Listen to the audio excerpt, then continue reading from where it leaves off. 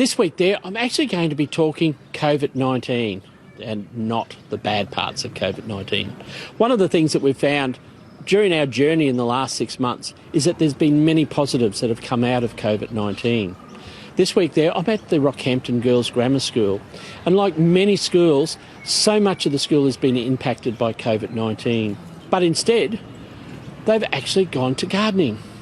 The school for over 100 years has had a garden competition within the internal houses, and this year they've put an extra effort. So what has been from a negative of COVID-19, you've got the students participating in the design of the gardens, in actually the themes of the gardens, and many of these gardens are so outside the box that they actually just really enthuse just to go and have a look.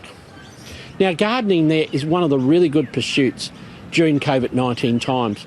Gets you outside, plenty of that vitamin D from the sun, which is good for us all, as well as it's just that activity there that you can do, breathe in the great air, and you've got plenty of room to do your work. Get out and go and do some gardening. It is a really good pursuit. Just like the girls at the Rockhampton Grammar School, get up and have some fun. Until next week, happy gardening.